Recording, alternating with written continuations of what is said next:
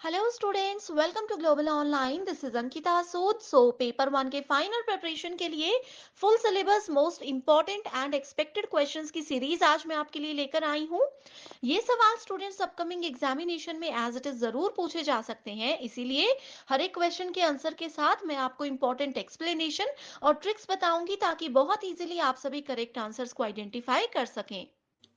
Students examination में बहुत कम time रह गया है और ऐसे में पेपर वन के फाइनल प्रिपरेशन के लिए एक कंप्लीट कोर्स हम लेकर आए हैं जो कि हिंदी और इंग्लिश में अवेलेबल है। इसमें आपको डेली लाइव लेक्चर्स के साथ पेपर से पहले पूरा सिलेबस कवर करवाया जाएगा। साथ ही आपको पीवाईक्यूज डिटेल में प्रैक्टिस करवाए जाएंगे इजी ट्रिक्स के साथ, ताकि आपको ये समझ में आ जाए कि एग्जाम में कैसे करेक्ट आंसर्स को आसानी से आइडेंटिफाई किया जा सकता है। मोस्ट अपडेटेड क्वेश्चंस आपको यहाँ पर हम प्रोवाइड करवाते हैं, जिसके साथ मैं आपको गारंटी दे रही हूँ कि एज इट इज सवाल आएंगे ही। एक स्पेशल व्हाट्सएप ग्रुप में भी आपको ऐड किया जाता है, जिसमें कि आपके सारे डाउट्स डिस्कस किए जाएंगे एंड हर क्लास के साथ उसकी पीडीएफ आपको मिल जाएगी, जिससे कि आपको एमसीक्यूज और नोट्स प्रैक्टिस करना, रिविजन करना बहुत आसान हो जाएगा। लिमिटेड पीरियड के लिए ये डिस्काउंट लेकर आई हूँ, तो आपको स्टूडेंट्स ये दो नंबर्स पर व्हाट्सएप के थ्रू हमें कॉल या मैसेज करना है। साथ ही डेमो क्लासेस देखना चाहते हो तो जरूर ग्लोबल ऑनलाइन ऐप को डाउनलोड करिए। स्टोर सेक्शन पर सर्च बार में लिखना है आसाम स्लेट। कंटेंट पर जाकर आप देख सकते हैं डेमो क्लासेस अवेलेबल हैं एंड रिकॉर्डेड सेशंस भी आपको मिल जाते हैं इन केस आप लाइव क्लासेस ज्वाइन ना कर पाओ। तो आप सभी स्टूडेंट्स के लिए ये एक ऐसा कोर्स है जो कि गारंटेड आपको फर्स्ट अटेम्प्ट में भी पेपर वन में बहुत अच्छा स्कोर करने में मदद करेगा। साथ ही रिविजन के लिए unit wise and full syllabus mock test भी हम प्रोवाइड करवाते हैं। पहला क्वेश्चन है, which of the following are the levels of teaching. So शिक्षण के स्तर हमसे पूछे गए हैं, तो सबसे पहले हमें ये पता होना चाहिए कि शिक्षण के स्तर क्या होते हैं। देखिए स्टूडेंट्स, टोटल 3 स्तर होते हैं शिक्षण में, जिनको कि हमारी मेंटल एबिलिटीज के हिसाब से डिवाइड किया होता है। जैसे जब हम छोटे बच्चे होते हैं तो हमारा लेवल टीचिंग का कुछ और होता है, लर्निंग का कुछ और होता है। जैसे जैसे हम आगे बढ़ते जाते हैं तो ये लेवल्स भी बढ़ते जाते हैं। ठीक है, इसी के साथ ऑप्शंस देखते हैं। Primary level, secondary level and higher level, no. State, national और इंटरनेशनल लेवल, ये भी करेक्ट आंसर नहीं हो सकता, क्योंकि यहाँ पर मेंटल एबिलिटीज की बात की है।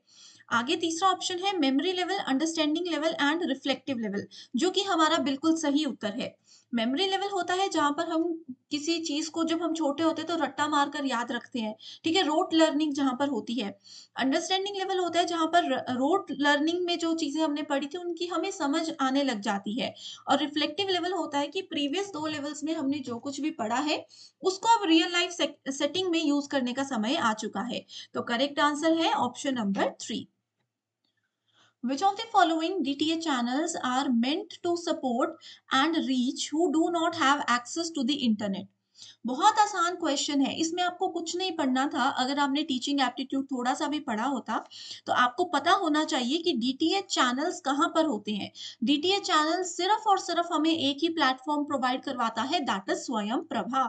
आपको 1 सेकंड में इसका आंसर मिल सकता था।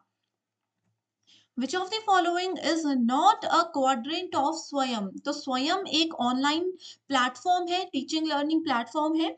इस प्लेटफॉर्म के हमारे पास 4 क्वाड्रेंट्स होते हैं, जिसमें ई ट्यूटोरियल भी है। ई ट्यूटोरियल का मतलब है कि आप वीडियो कंटेंट यहाँ पर आपको मिल जाएगा, पीडीएफ आपको मिल जाएगी, पीडीएफ फॉर्मेट यहाँ पर ई कंटेंट में आता है। ठीक है, वीडियो लेक्चर्स आपको ई ट्यूटोरियल में मिलते हैं। ऑनलाइन डिस्कशन फोरम भी इसका एक क्वाड्रेंट है, लेकिन पॉडकास्ट नहीं है। ठीक है, तो करेक्ट आंसर होगा ऑप्शन नंबर 4, क्योंकि यहाँ पर हमें नॉट पूछा गया था। अब देखिए, ये 4 क्वाड्रेंट्स के नाम है। वीडियो लेक्चर्स, वीडियो लेक्चर्स को ही ई ट्यूटोरियल बोला जाता है। रीडिंग मटेरियल, रीडिंग मटेरियल को ही ई कंटेंट बोला जाता है। डिस्कशन फोरम को यहाँ पर ऑनलाइन डिस्कशन फोरम लिखा है। और फोर्थ क्वाड्रेंट होना चाहिए था टेस्ट एंड क्विजेस, जिसमें आपने जो भी पढ़ा है उसके आप क्विज अटेम्प्ट कर सकते हो, रिविजन अपनी कर सकते हो। ओके, ये है बहुत important question. National assessment and accreditation council, जिसको नैक के नाम से जाना जाता है, इट वाज एस्टैब्लिश्ड इन 1994। बिल्कुल सही है, नैक को 1994 में एस्टैब्लिश किया गया है। किसके द्वारा? यूजीसी, एआईसीटीई, एनसीईआरटी या फिर डीईसी? तो करेक्ट ऑप्शन है यूजीसी। यूजीसी की फुल फॉर्म होती है यूनिवर्सिटी ग्रांट कमीशन। ठीक है। सो यूनिवर्सिटी ग्रांट कमीशन ने ही नैक को एस्टैब्लिश किया था। सिमिलर क्वेश्चन आपको ये भी पूछा जा सकता है कि एआईसीटीई ने कौन सा एस्टैब्लिशमेंट किया था। सो देखिए, एआईसीटीई का मतलब है all India council for technical education. ये भी इन्होंने एनबीए नाम के एक इनिशिएटिव को 1994 में एस्टैब्लिश किया था। ठीक है, ये आपको चीजें याद रखनी है, बहुत इंपॉर्टेंट है। Which of the following were the first three universities that were established during 1857?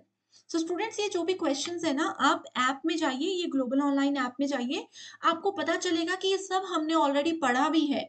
Tricks के साथ मैंने चीजें याद दिलाई हैं, ठीक है, याद करवाई है, तो आप इनको रिवाइज जरूर कर सकते हो।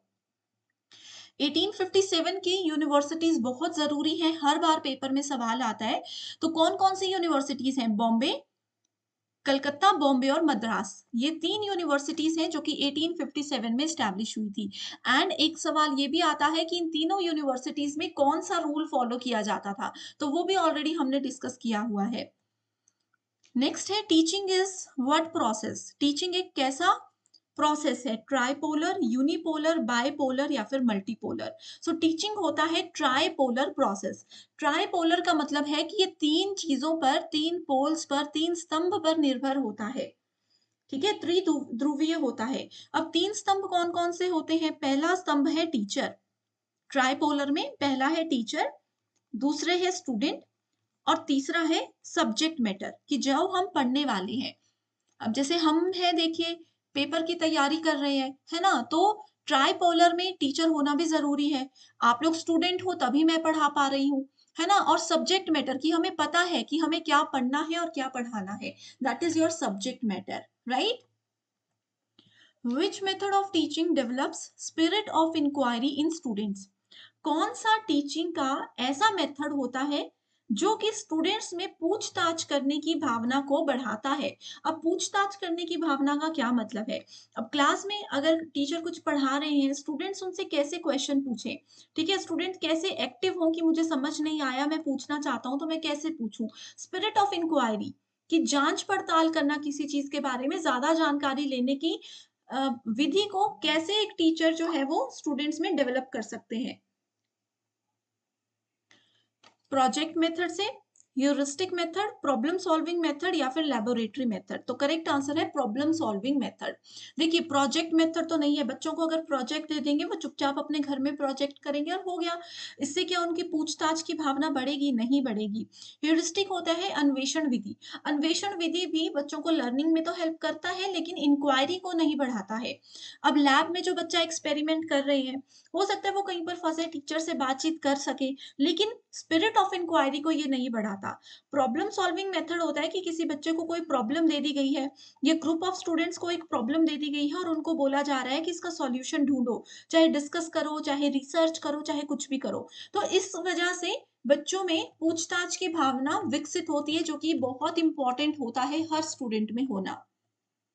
स्टूडेंट्स, मैं उम्मीद कर रही हूँ आपको हर क्वेश्चन समझ आ रहा होगा। ये मोस्ट इंपॉर्टेंट क्वेश्चंस है, आपके एग्जाम के अलावा ये अदर स्टेट्स के एग्जामिनेशन में भी एज इट इज पूछे जा सकते हैं, तो अच्छे से इनको समझते रहिएगा। कोई भी डाउट है तो भी पूछ लीजिए। अगर पसंद आ रहा है, चाहते हो कि मैं कंटिन्यू करूं, हर स्टेट के पीवाईक्यूज ऐसे ही लेकर आऊं, तो भी आप मुझे बताइए, तब मैं इस चीज को कंटिन्यू रखूंगी। विच of the following is first step in the research process? बहुत बार चीजें हमने पढ़ी है। रिसर्च जब करते हैं तो सबसे पहली चीज क्या होनी चाहिए? हमें पता होना चाहिए कि हम रिसर्च क्यों कर रहे हैं, कौन सी ऐसी प्रॉब्लम है जिसका सॉल्यूशन ढूंढने के लिए हमें रिसर्च करना है। तो क्या होगा? Searching source of information? No. Survey of related literature? No. Identification of broad area of research? या फिर searching for solution to a problem? तो पहला होता है ब्रॉड एरिया ऑफ रिसर्च, कि हमें ढूंढना है कि रिसर्च हम किस बारे में करें। इसको हम प्रॉब्लम फॉर्मुलेशन भी बोलते हैं।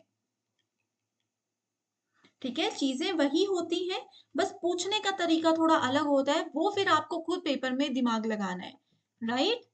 नेक्स्ट है which of the following is non parametric test. So research aptitude का क्वेश्चन है। रिसर्च एप्टीट्यूड में मैंने आपको बताया है कि स्टेप्स ऑफ रिसर्च में हाइपोथेसिस नाम का यानी कि परिकल्पना नाम का एक टॉपिक होता है।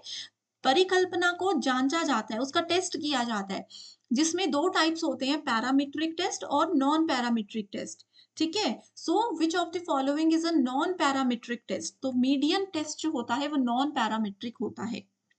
ठीक है, एनालिसिस ऑफ कोवेरियंस जो होता है इसको सिंपली अनोवा टेस्ट भी बोलते हैं, ये हमारा पैरामीट्रिक टेस्ट होता है। Analysis of variance, sorry covariance है ये, एनालिसिस ऑफ वेरियंस जो है इसको अनोवा बोलते हैं, ये हमारा पैरामीट्रिक टेस्ट है। क्रिटिकल रेशियो पैरामीट्रिक टेस्ट होता है। सिर्फ मीडियन टेस्ट ऐसा है जो कि नॉन पैरामीट्रिक है। क्लास में ऑलरेडी मैंने एक लिस्ट आपको दी थी पैरामीट्रिक और नॉन पैरामीट्रिक की, उसी में से देखो डायरेक्ट क्वेश्चन ये आया था। Which of the following sequence represent the most logical sequence of doing research? Easiest question. ठीक है, रिसर्च करने के लिए कौन सा सीक्वेंस जरूरी है? सबसे पहले प्रॉब्लम होनी चाहिए। Identifying and defining a research problem, पहला ये भी स्टेप पहला है, आइडेंटिफाइंग अ रिसर्च प्रॉब्लम। ठीक है, सर्वे तो सबसे पहले नहीं करते हैं, रिसर्च के वेरिएबल्स को भी सबसे पहले डिफाइन नहीं किया जाता है। ठीक है, तो करेक्ट ऑप्शन क्या होगा? ऑप्शन नंबर 1 या 2 में से ही कुछ होगा। ठीक है, एक हमने इस तरीके से एलिमिनेट कर दिया, कंफ्यूजन थोड़ा सा हमारा कम हो गया। आगे देखते हैं इसके बाद क्या किया जाता है। सेकंड नंबर पे हम क्या करते हैं, हाइपोथेसिस को फॉर्मुलेट करते हैं। पॉपुलेशन सैंपल सब कुछ हाइपोथेसिस के बाद होता है। ठीक है, हाइपोथेसिस को फॉर्मुलेट करेंगे, फिर हाइपोथेसिस को टेस्ट करेंगे और सबसे लास्ट में रिजल्ट डिक्लेयर करेंगे। तो करेक्ट आंसर है ऑप्शन नंबर 2। सो आप लोगों ने जो पहली बार भी देख रहे होंगे ना ये लेक्चर, जिन्होंने इंट्रोडक्टरी फ्री लेक्चर भी देखा है ऐप में, उनको भी ये चीजें पता होंगी कि हमने डिस्कस किया है। लेक्चर नंबर 1 जो था रिसर्च एप्टीट्यूड का, उसमें हमने ये पढ़ा था। आगे है a study on the topic perception of tribal people about formal education comes under which type of research. So इसमें बोला है ट्राइबल लोगों का, ठीक है, जो जनजातीय लोग होते हैं, फॉर्मल एजुकेशन के लिए उनकी क्या सोच है, उनकी क्या धारणा है, ये अगर हमें जानना है, इस पर अगर हमें स्टडी करनी है, तो कौन सा रिसर्च यूज किया जाएगा? तो ऐसे केस में हम एथनोग्राफिक रिसर्च को यूज करते हैं। एथनोग्राफिक रिसर्च जो है वो हमें कल्चरल वैल्यूज के बारे में बताता है। अब हर कल्चर में हर चीज की अलग वैल्यूज होती हैं, तो कभी भी किसी कल्चर या किसी ट्राइब के बारे में बात की है, so always go for ethnographic research. SPSS stands for what? SPSS का क्या मतलब होता है? ये भी हमारा रिसर्च एप्टीट्यूड का ही क्वेश्चन है, बहुत इंपॉर्टेंट है। इसकी फुल फॉर्म है statistical package for social studies. याद ही रखना है एज इट इज, उसके अलावा कुछ यहाँ पर एक्स्ट्रा नहीं है। Which component enables your computer to permanently retain large amount of data? देखो कंप्यूटर में कौन सा एक ऐसा कंपोनेंट होता है, कौन सा ऐसा पार्ट होता है जो कि डेटा को, जो भी हमारे फाइल्स है, गाने हैं, फोटोज हैं, जो डेटा है उसको परमानेंटली हमारे कंप्यूटर में रहने की परमिशन देता है? सीपीयू। सीपीयू तो ब्रेन ऑफ कंप्यूटर होता है। ठीक है, रैम, स्टोरेज डिवाइस या फिर रोम। अब स्टोरेज डिवाइस में यहाँ पर मेंशन नहीं किया है कि कौन सी स्टोरेज डिवाइस। स्टोरेज डिवाइस में तो पेन ड्राइव भी आ सकती है, सीडी डीवीडी कुछ भी आ सकता है ना, तो ये तो नहीं होगा। ठीक है, कंपोनेंट बोला है तो सीपीयू भी नहीं होगा। अब बात आती है रैम और रोम की। अब रैम और रोम में जो रोम होता है ये होता है टेम्परेरी मेमोरी। ओके, सो नहीं, यहाँ पर थोड़ा सा कंफ्यूजन है। ठीक है, सो जो रोम होता है वो टेम्परेरी डेटा होता है। रैम, सॉरी सॉरी, रोम जो है वो परमानेंट। अरे देखो, थोड़ा सा मुझे कंफ्यूजन हो गया, इसको आप लोगों ने ध्यान से सुनना है। यहाँ पे परमानेंट पूछा है। ठीक है, जो परमानेंट डेटा होता है वो होता है रोम। ठीक है, रोम जो है, एक बार अगर रोम डिवाइस में हम लोगों ने कोई भी डेटा स्टोर कर दिया, वो परमानेंट रहता है, लेकिन रैम में जो होता है ना, वो डेटा टेम्परेरी होता है, जो कि डिलीट भी हो सकता है। अब देखिए कई बार हमारा कंप्यूटर है या कंप्यूटर सबके पास अगर नहीं है, मोबाइल फ़ोन की बात करते हैं। मोबाइल फ़ोन में कई बार क्या होता है, हम लोग कोई भी चीज़ें हैं जैसे कि हमारी मल्टीपल टैब्स हम अपने फ़ोन में ओपन करते हैं, है ना? कि एक में जैसे इंस्टाग्राम चलाया, एक में फेसबुक चला रही हूँ, एक में स्नैपचैट चला रही हूँ, मल्टीपल टैब्स हैं। ये भी तो कहीं न कहीं मेमोरी को कैप्चर करके रख रहा है। तो जैसे ही अगर हम फ़ोन स्विच ऑफ करते हैं, उसके बाद वापस ऑन करते हैं, तो ये सारी चीज़ें हमारे उन रीसेंट टैब्स में से डिलीट हो जाएँगी, क्योंकि वो रैम में स्टोर हुई थी, जो कि एक टेम्परेरी मेमोरी है। रोम होती है परमानेंट मेमोरी, तो करेक्ट आंसर है ऑप्शन नंबर डी, रोम। अब यहाँ पर एक होमवर्क के लिए क्वेश्चन दे रही हूँ, फुल फॉर्म बतानी है, पेपर में ज़रूर आएगा। फुल फॉर्म बताइए रैम की और रोम की, अगर नहीं आता है, तो भी बोल दीजिए कि मैम फुल फॉर्म नहीं आती है, ताकि मैं आपको रिप्लाई करके कमेंट में ही बता सकूँ, ठीक है? और ज़रूर और भी जानकारी चाहिए तो ये 2 नंबर्स दिए हैं मैंने, इन पर व्हाट्सएप पर कॉन्टैक्ट कर लीजिए। Grapevine communication does not include, so grapevine communication क्या होता है, ये एक इनफॉर्मल कम्युनिकेशन होता है। अब देखो जैसे ऑफिस में या कहीं पर बातें जो इधर से उधर फैलती है ना, गॉसिप जो होती है, कि मैंने आपको एक बात बताई, आपने एक और बात किसी और को बता दी, आपने किसी और को वो बात बता दी, ठीक है, टॉप सीक्रेट था, मैंने आपको बोला कि किसी को बताना नहीं है, आप ये चीजें आगे आगे बताते जा रहे हो लोगों को, तो ये होता है ग्रेप वाइन कम्युनिकेशन। अब ग्रेप वाइन तो मैंने आपको बता दिया, लेकिन यहाँ पर पूछा है नॉट इंक्लूड। सो चेन तो होता है, मैंने आपको एक बात बताई, आपने आगे बता दी, तो ये आगे बता दी, ये आगे बता दी, ये चेन बन गई। ठीक है, गॉसिप होती है जो एक फालतू की बातें इधर उधर फैलती है ना, वो ग्रेप वाइन के अंदर आती है। मेटा कम्युनिकेशन भी इसी को बोलते हैं। तो क्या नहीं है, cluster system grapevine communication का एक पार्ट नहीं होता है। तो नोट पर ध्यान रखना था बहुत ज़रूरी, नहीं तो गलत हो सकता था ये सवाल, ठीक है? आगे है, which of the following is the best advantage of choice based credit system? So CBCS, ये हमारा टीचिंग एप्टीट्यूड यूनिट 1 का क्वेश्चन है। Choice based credit system allow करता है इंप्रूविंग क्रेडिबिलिटी ऑफ स्टूडेंट्स। क्या मतलब है? अब मान लो कि जैसे पहले होता था ना, किसी ने मेडिकल रखा है, किसी ने नॉन मेडिकल रखा है, कॉमर्स, आर्ट्स, ये अलग-अलग स्ट्रीम्स होती थी। अब ऐसा नहीं है, अब मान लो मुझे मैथ पढ़ना है, मैथ के साथ मुझे हिस्ट्री में भी इंटरेस्ट है, इसके साथ मुझे इकोनॉमिक्स और अकाउंट्स भी पढ़ना है, ठीक है? साथ में मुझे आईटी भी पढ़ना है। तो ये चॉइस बेस्ड क्रेडिट सिस्टम क्या करता है कि अपनी चॉइस के सब्जेक्ट्स हम सेलेक्ट कर सकते हैं और उसी के सारे मार्क्स जो हैं वो क्रेडिट होंगे। और साथ ही अगर मैं एक जगह से दूसरी जगह किसी दूसरे कॉलेज में सेकंड ईयर में चली जाती हूँ, तो मेरा फर्स्ट ईयर वेस्ट नहीं जाएगा। फर्स्ट ईयर का जो क्रेडिट स्कोर है, वो मेरे एक एक बैंक बन जाता है, एबीसी नाम का बैंक है, एकेडमिक बैंक ऑफ क्रेडिट। इस बैंक में वो क्रेडिट मेरा स्टोर हो जाएगा, ताकि मैं जब किसी सेकंड ईयर में किसी दूसरे कॉलेज में जाऊँ, तो वो सारा क्रेडिट मेरा, सारे मार्क्स मेरे वहाँ पर ऐड हो जाएँ, मुझे वापस से फर्स्ट ईयर से ना पढ़ना पड़े। तो ये है choice based credit system. Already हमने डिटेल में ये पढ़ा है, क्योंकि अभी रिविजन सीरीज़ है, इसलिए क्विकली आपको ओवरव्यू सा ही दे रही हूँ। ठीक है, डिटेल में चाहिए, अगेन रिपीट कर रही हूँ कि ग्लोबल ऑनलाइन ऐप को डाउनलोड कीजिए। अंकिता सूद नाम का फ़ोल्डर है, ठीक है? अंकिता सूद नाम का फ़ोल्डर है, वहाँ पर जाइए, यूनिट वाइज़ आपको हर टॉपिक अवेलेबल है। First open university in India was established in which year? बहुत इंपॉर्टेंट क्वेश्चन है। इंडिया में जो पहली ओपन यूनिवर्सिटी है, वो कब एस्टैब्लिश हुई थी, ये पूछा गया है। आगे आने वाले पेपर में फर्स्ट ओपन यूनिवर्सिटी का नाम भी पूछा जा सकता है, ठीक है? So it was established in 1982, 85, 88 या फिर 89। सो इस क्वेश्चन के करेक्ट आंसर पर जाने से पहले आपको नाम बताना चाहती हूँ कि फर्स्ट ओपन यूनिवर्सिटी जो है वो हैदराबाद यानी कि आंध्र प्रदेश में बनी थी, जिसका नाम है doctor B R Ambedkar open university, जिसको हम simply doctor B R Ambedkar open university इस तरीके से भी लिखते हैं। So it was established in 1982। Okay, इसके अलावा स्टूडेंट्स आप लोगों को ओपन यूनिवर्सिटीज की एक लिस्ट में दे रही हूँ, जिसमें आप देखोगे 1982 में फर्स्ट यूनिवर्सिटी एस्टैब्लिश हुई थी, नाम इसका यहाँ पर लिखा है। 1987 में उसके बाद सेकंड यूनिवर्सिटी कोटा राजस्थान में एस्टैब्लिश हुई थी, that is Vardhman Mahaveer open university. अब इसमें एटलीस्ट आपको टॉप 5 से 6 यूनिवर्सिटीज़ के नाम, उनका स्टेट और ईयर पता होना चाहिए। पेपर में हो सकता है कि आपको 4 से 5 यूनिवर्सिटीज़ के नाम दिए हैं और आपको बोला गया है कि ओल्डेस्ट यूनिवर्सिटी से न्यूएस्ट यूनिवर्सिटी में इनको अरेंज करो। तो ये क्वेश्चंस आपको पेपर में पूछे जा सकते हैं। इसके अलावा ODL system of country consist of, ODL का मतलब होता है ओपन एंड डिस्टेंस लर्निंग। इसके बारे में तो सबको पता ही होगा।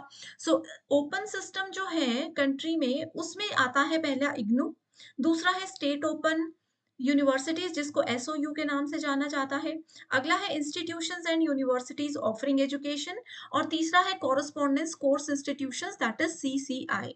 तो ये चार सिस्टम्स हैं जो कि ओपन और डिस्टेंस लर्निंग हमें प्रोवाइड करवाती है। न्याय syllogism employees a formal 5 step argument. अब देखिए ये क्वेश्चन हमारा लॉजिकल रीजनिंग यूनिट नंबर 6 में से पूछा गया है।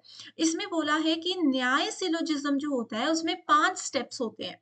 उन 5 स्टेप्स के नाम आपको यहाँ पर दिए हैं, प्रतिजना, हेतु, उदाहरण, उपान्याय और निगमन। सो ये 5 नाम दिए हैं और साथ ही उनकी कुछ एक्सप्लेनेशन दी है, उनके कुछ एग्जाम्पल्स दिए हैं, आपको ये लिस्ट को मैच करना है। बहुत आसान क्वेश्चन था, कुछ भी नहीं इसमें हमें पढ़ना था। आपको सिर्फ इतना सा पता होना चाहिए कि हेतु का क्या मतलब होता है। हेतु का मतलब होता है इंग्लिश में रीजन, और किसी भी चीज का रीजन हम कब देते हैं, जब हम उसमें बिकॉज ऐड करते हैं। अब आप बोलोगे कि आपने हमारा कोर्स क्यों ज्वाइन किया, तो मैं आप उसका रीजन बताएंगे, क्योंकि मैं पेपर क्वालिफाई करना चाहती थी। आपने टीचिंग प्रोफेशन क्यों चुना, क्योंकि ये मैं रीजन दे रही हूँ, है ना, एक कारण बता रही हूँ। तो हेतु का मतलब रीजन होता है, और जिस भी स्टेटमेंट में हमें बिकॉज देखने को मिलेगा इसका मतलब है कि वो हेतु होगा। सो बी को सेकंड से मैच अगर हम करने जाते तो आप देख सकते हो बहुत आसानी से हमें आंसर मिल सकता था। Right, that is your option number 3। बाकी के ऑप्शंस भी देख लेते हैं। There is fire on the hill, ये बोल रहे हैं कि पहाड़ी में आग लगी हुई है। ये क्या है, एक प्रतिजना है, हमने देखा है उस चीज को कि पहाड़ में आग लगी हुई है। आगे हेतु रीजन मैंने बता दिया। उसके बाद नेक्स्ट है उदाहरण मतलब एग्जाम्पल। अब एग्जाम्पल कहाँ पर दिया जा रहा है, एग्जाम्पल दिया जा रहा है whether there is smoke there is fire. तो एग्जाम्पल ये दिया है कि जहां पर भी धुआं होता है वहां पर आग होती है। फिर मैंने एग्जाम्पल दिया कि एक बार एक पहाड़ी में एक घर में आग लगी थी, तो वहां से भी धुआं आ रहा था। तो ये उदाहरण हो गया, आसान है, सी को थर्ड से मैच कर दिया। आगे है there is smoke on the hill, धुआं निकल रहा है पहाड़ी से, वो उपन्याय है कि एक स्टेटमेंट है जो हमें दिख रहा है। 10 का मतलब है कि हमने फाइनली यहाँ पर कंक्लूड कर दिया कि 10 there is a fire on hill. So ये निगमन होता है। बहुत आसान क्वेश्चन है, सिर्फ बिकॉज से हम आंसर को ढूंढ सकते थे। स्टूडेंट्स, अगर ये सीरीज आपको पसंद आ रही है तो मुझे एक बार कमेंट करके बता दीजिए, तभी मैं इसको कंटिन्यू करूंगी। अभी हमने 2023 के पीवाईक्यूज देखे हैं, और भी क्वेश्चंस जो हैं एक्सपेक्टेड क्वेश्चंस इस स्टेट के या अदर स्टेट्स के होंगे, मैं आपके लिए लेकर आऊंगी। तो मुझे एक बार कमेंट कर दीजिएगा कि कंटिन्यू करना है या नहीं। In which of the following types of हेत्वाभ्यास is the fallacy of an irregular middle term? सो ये भी हमारा लॉजिकल रीजनिंग का क्वेश्चन है, और एक ऐसा क्वेश्चन है जो कि प्रीवियस ईयर बहुत बार पेपर में आया है। इसका करेक्ट आंसर है सत प्रतिपक्ष। ओके, सत प्रतिपक्ष, सॉरी। अब हेत्वाभ्यास क्या होता है, हेत्वाभ्यास बेसिकली फैलेसी होता है। फैलेसी का मतलब क्या है, डिफेक्ट है किसी स्टेटमेंट में, झूठ है। फैलेसी अभी हमने 2 दिन पहले ही पढ़ा था, है ना। फैलेसी का मतलब होता है एक एरर, किसी भी स्टेटमेंट में अगर कोई एरर आ जाता है, चाहे जानबूझकर किया है या गलती से हो गया है, उसको फैलेसी बोल सकते हैं, और संस्कृत में उसको हेत्वाभ्यास बोलते हैं। ठीक है, It refers to a defect in an argument that cause it to be invalid। एक स्टेटमेंट मैंने बोल दी, लेकिन उस स्टेटमेंट में मैंने कोई गलती कर दी, एरर कर दिया, तो वो स्टेटमेंट क्या हो जाएगी, इनवैलिड हो जाएगी। उस स्टेटमेंट के बेसिस पे हो सकता है कि हम गलत कंक्लूजन तक भी पहुंच जाए। ठीक है, और basically there are 10 types of हेत्वाभ्यास। हेत्वाभ्यास कितने प्रकार के होते हैं, ये होते हैं 10 प्रकार के, जिसमें से सत प्रतिपक्ष जो है वो एक होता है। बाकी के जो 9 है वो ऑलरेडी हमने क्लासेस में पढ़े हैं। अगर आपने नहीं देखा है तो ग्लोबल ऑनलाइन ऐप को डाउनलोड कर लीजिए, ठीक है, ये ग्लोबल ऑनलाइन ऐप है। इस तरीके से प्ले स्टोर पर जाकर इसको डाउनलोड कीजिए। यूनिट नंबर 6 लॉजिकल रीजनिंग में जाकर के आपको ये सारे वीडियोज़ मिल जाएँगे। The first Indian satellite for serving the education sector is known as what? So India में पहला ऐसा सैटेलाइट जो कि एजुकेशनल कंटेंट प्रोवाइड करवाता था जिसका नाम था एडुसेट। ठीक है, एडुसेट इसका नाम था। यहाँ पर ऑप्शन नंबर 3 में ये है। ठीक है, तो कंफ्यूज मत होना। एडुसेट का मतलब है एजुकेशनल सैटेलाइट। और ओके, ये फर्स्ट सैटेलाइट है for serving the education sector.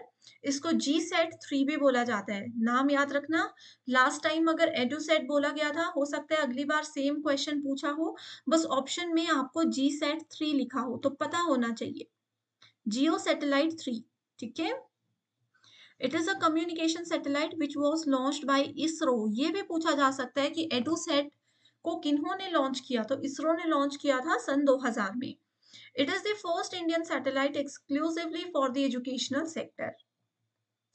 Very important topic NEP 2020। ठीक है, बहुत ही ज्यादा जरूरी है। 100% इसमें से आपको एक या दो क्वेश्चन देखने को मिलेंगे। What is the timeline produced by NEP 2020 to raise gross enrolment ratio in higher education by 50%?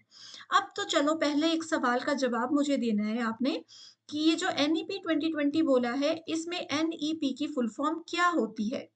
Paper में आएगा ही आएगा सवाल, तो जरूर इसका आंसर दो। आंसर आता है तो बहुत अच्छी बात है, नहीं आता है गूगल सर्च करो, फिर मुझे कमेंट करके बताओ। इससे क्या होगा, जब सर्च करके लिखोगे ना तो पेपर में खुद याद आ जाएगा और चीजें आसान हो जाएंगी। तो इसका टारगेट है 2035।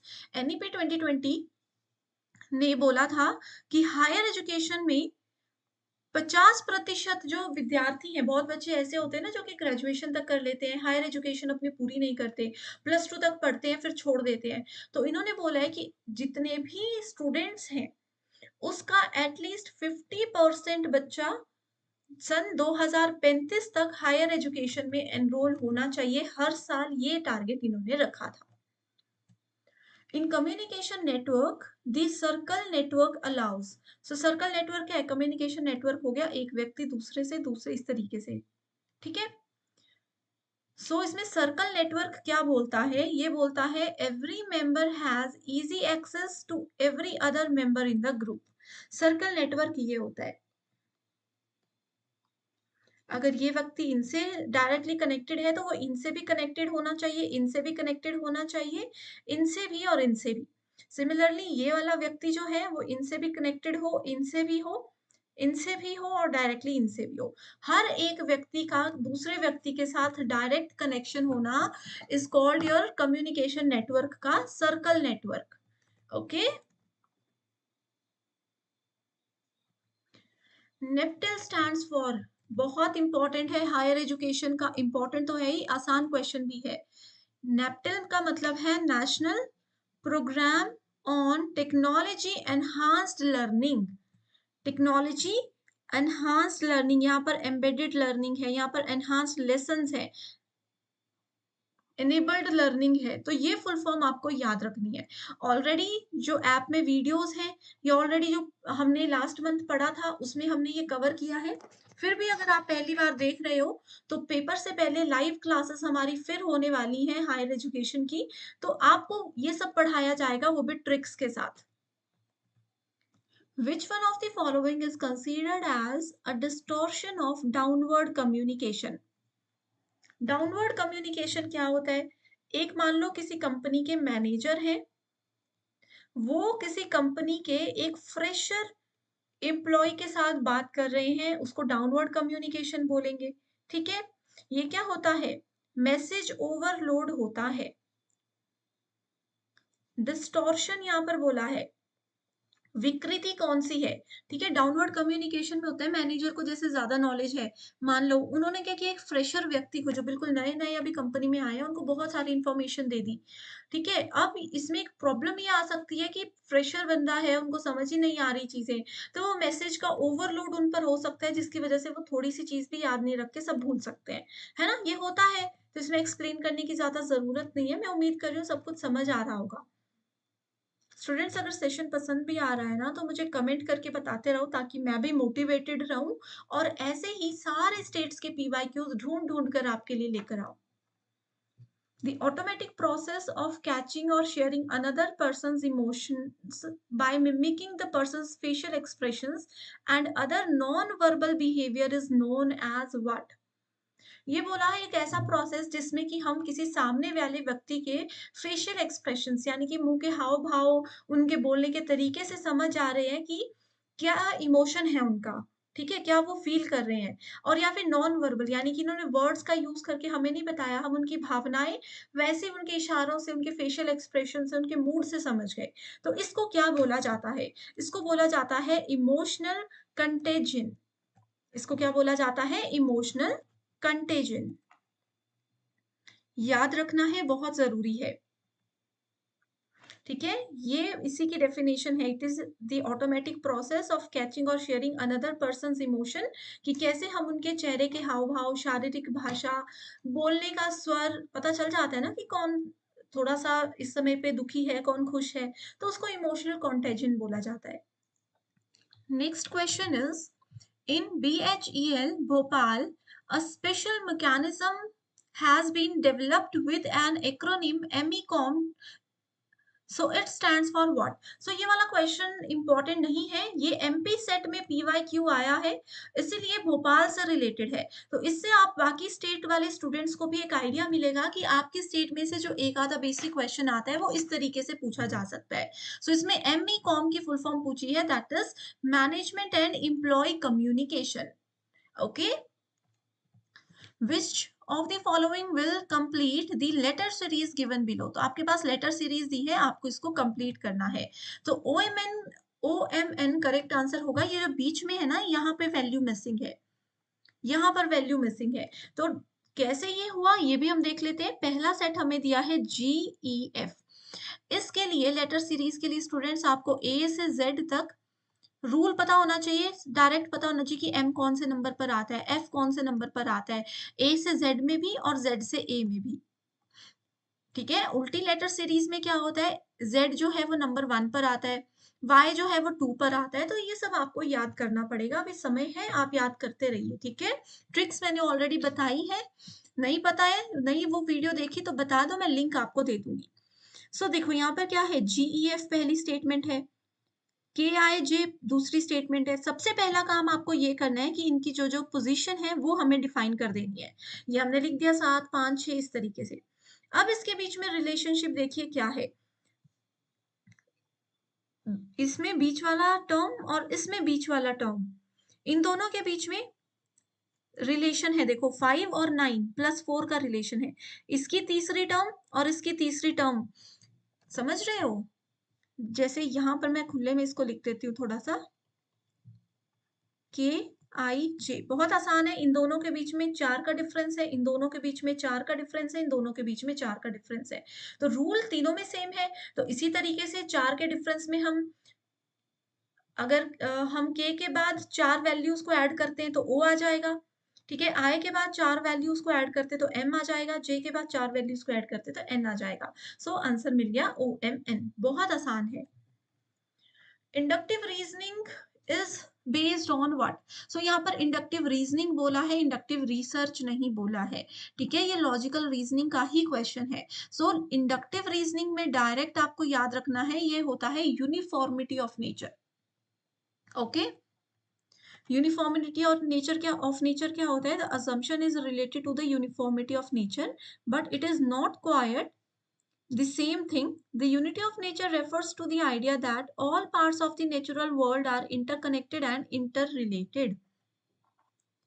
Next question logical reasoning में से ही पूछा है, all birds are eggs, sorry all birds lay eggs, सभी पक्षी अंडे देते हैं। cows are birds, sorry crows are birds, crows lay eggs। so देखो ये क्या बोल रहा है, वेन डायग्राम से इसको हम निकाल सकते हैं। ठीक है, इसका आंसर है डिडक्टिव रीजनिंग। डिडक्टिव क्या बताया था मैंने, डिड्यूस करना। डिड्यूस करना मतलब कम करना, डिडक्ट करना मतलब कम करना, यानी कि ऊपर से नीचे की ओर हम आ रहे हैं। इसमें बोला है कि जितने भी बर्ड्स हैं वो सब अंडे देते हैं। अब बोल रहा है कि जो क्रो है वो भी बर्ड्स का ही पार्ट है। ये सारे जो ये देखो, फिर शुरू से शुरू कर रही हूँ। ये मान लो ऑल बर्ड्स हैं, इसके अंदर सारे बर्ड्स हैं। सभी बर्ड्स जो हैं वो अंडे देते हैं। ये बोला है पहली स्टेटमेंट में। दूसरी स्टेटमेंट बोलती है क्रोज आर बर्ड्स। बर्ड्स है ये सब, इसके अंदर क्रोज है, ये क्रो है, ये क्रो है, तो क्रो भी बर्ड है, बिल्कुल सही स्टेटमेंट है। क्रोज ले एग्स, तो क्रो भी एग्स देते हैं, बिल्कुल सही है। तो ये हो गया डिडक्टिव रीजनिंग कि हम ऊपर से नीचे की ओर आ रहे हैं और हमारी स्टेटमेंट ट्रू होती जा रही है। ठीक है। Which of the following is not a source of secondary data. So ये रिसर्च एप्टीट्यूड का क्वेश्चन है। प्राइमरी और सेकेंडरी डेटा क्या होता है? प्राइमरी डेटा होता है बेसिकली जिसमें हम डायरेक्ट कहीं से डेटा कलेक्ट करते हैं। फॉर एग्जाम्पल, अगर मैं किसी से डायरेक्ट इंटरव्यू ले रही हूँ, किसी से डायरेक्टली क्वेश्चन आंसर पूछ रही हूँ, तो वो मैं खुद डेटा कलेक्ट कर रही हूँ। जैसे कि न्यूज़ रिपोर्टर्स होते हैं, वो खुद लोगों के बीच जाकर के डेटा कलेक्ट करते हैं। न्यूज़ पेपर वाले क्या होते हैं, वो भी खुद न्यूज़ लेकर के इकट्ठी करते हैं, लोगों के बीच में जाते हैं, पब्लिक में जाते हैं। तो वो प्राइमरी डेटा है। सेकेंडरी डेटा क्या है? उसी न्यूज़पेपर को निकाल कर अगर मैं नोट्स बनाकर पढ़ा रही हूँ, तो वो सेकेंडरी डेटा है कि ऑलरेडी डेटा अवेलेबल था, वहीं से मैंने निकाला है और डेटा, और उसको मैं आगे यूज कर रही हूँ। ठीक है। सो देखो, reports of committee and commission, जो बड़ी बड़ी कमेटीज हैं, उसकी रिपोर्ट जो होती है वो प्राइमरी डेटा होती है, क्योंकि वो डायरेक्ट पब्लिश होती है। इंटरनेशनल इंस्टीट्यूशंस के पब्लिकेशंस भी डायरेक्ट है, प्राइमरी डेटा है ये भी। पब्लिकेशंस ऑफ रिसर्च इंस्टीट्यूशन, ये भी प्राइमरी डेटा है। तो सेकेंडरी, ओके, नॉट बोला है, सॉरी, यहाँ पर नॉट बोला है। सेकेंडरी कौन सा नहीं है? ठीक है। डायरेक्ट ओरल इंटरव्यू, मैंने आपको बताया ना, अगर किसी व्यक्ति से मैं डायरेक्ट इंटरव्यू लेती हूँ तो वो प्राइमरी डेटा है।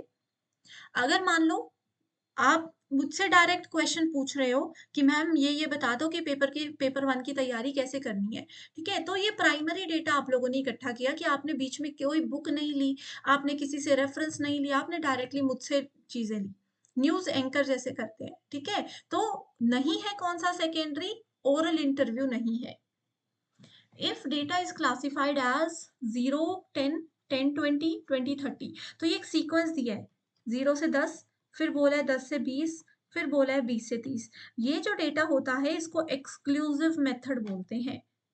ठीक है। अगर इसी चीज को ऐसा लिखा होता जैसे 40 से 30, 30 से 20, 20 से 10 और 10 से 0, ऐसे अगर दिया होता तो वो इंक्लूसिव होता। ठीक है। Which of the following is not a type of two-dimensional diagram? Not a type of two-dimensional diagram. अब स्क्वायर डायग्राम है, ठीक है। पाई डायग्राम क्या होता है? इस तरीके से होता है ना। रेक्टेंगुलर डायग्राम या हिस्टोग्राम, तो हिस्टोग्राम जो है वो टू डायमेंशनल नहीं होता है। बेसिकली हिस्टोग्राम में टू डायमेंशंस नहीं होते हैं। The value of median is determined graphically with the help of the graph known as what? So it is known as ogive curve, ogive curve या बोलते हैं इसको, या ogive curve बोलते हैं। That is your cumulative frequency curve. ये भी research aptitude में ही हम पढ़ेंगे। Name of the device that connects computer, ये देखिए कौन से डिवाइस है जो कि कंप्यूटर्स को इंटरनेट के साथ कनेक्ट करती है by means of telephone line. किसके थ्रू? टेलीफोन लाइन के through.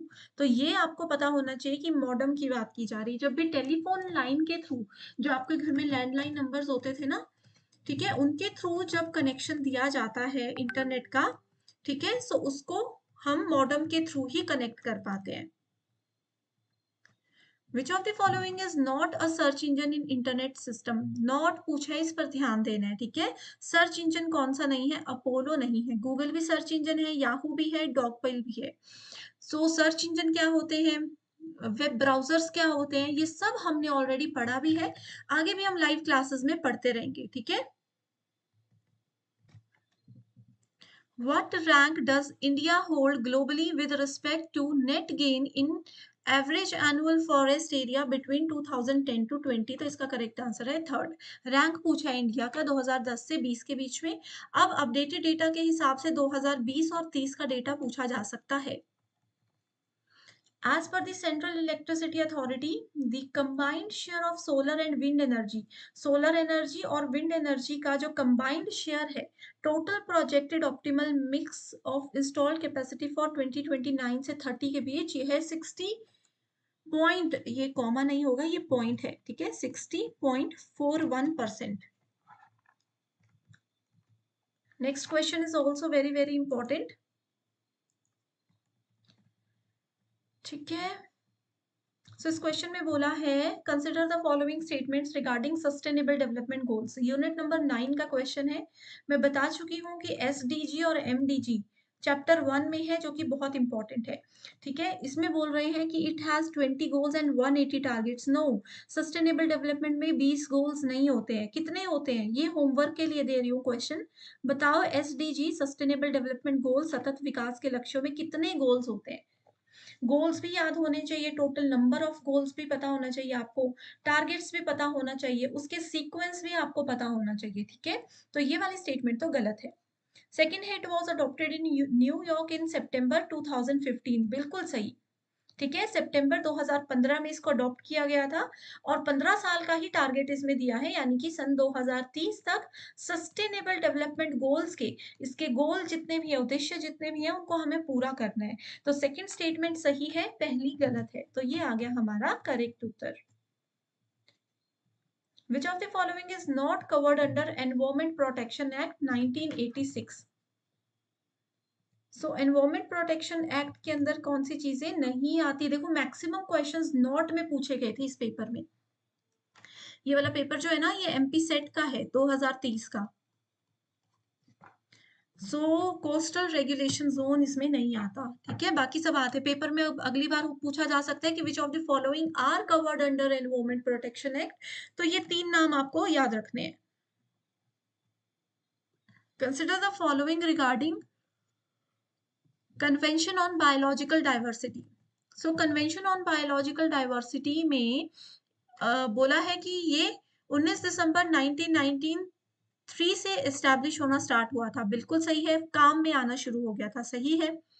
It is one of the parties, India is one of the parties to the convention. Obviously India part है, इसीलिए हमसे ये पेपर में पूछा जा रहा है ना, तो ये भी सही है। सो ऑप्शन 1 और 2 यहाँ पर सही है। इसके अलावा 3 ऑप्शंस वाला पार्ट क्वेश्चन कहीं भी नहीं है, तो हमें आंसर मिल चुका है, that is option number 1। Paper 2 के फाइनल रिवीजन के लिए एक स्टडी मटेरियल हम लेकर आए हैं, जिसमें आपको full syllabus updated notes and MCQs मिलेंगे। एमसीक्यूज के साथ स्टूडेंट्स यहाँ पर आपको आपके स्टेट और अदर स्टेट्स के पीवाईक्यूज भी हम प्रोवाइड करवाते हैं। एंड ये सारा कंटेंट पीडीएफ की हेल्प से मिलेगा, जो कि ना सिर्फ एग्जामिनेशन बल्कि इसके बाद होने वाले इंटरव्यू को क्वालिफाई करने में भी आपको हेल्प करेगा। तो ये जो भी सब्जेक्ट्स आपके सामने हैं, आपको इनके फाइल्स का एक्सेस मिल सकता है। इसके लिए गिवन नंबर्स पर आपको व्हाट्सएप के थ्रू कांटेक्ट करना है और पूरी जानकारी मिल जाएगी। सो आई होप स्टूडेंट्स यहाँ तक के आपके सारे कॉन्सेप्ट्स भी क्लियर हो चुके होंगे। ये सेशन बहुत ज़्यादा इंपॉर्टेंट है सभी के लिए। So as it is questions भी पेपर में आ सकते हैं, थोड़े घुमा फिरा कर भी आ सकते हैं, तो आपको एक आइडिया प्री वाई क्यू से मिलेगा, एक्सपेक्टेड क्वेश्चन से ये मिला होगा कि क्या क्या चीज़ें आपके लिए ज़रूरी हैं। So thank you so much everyone and I wish you all the very best.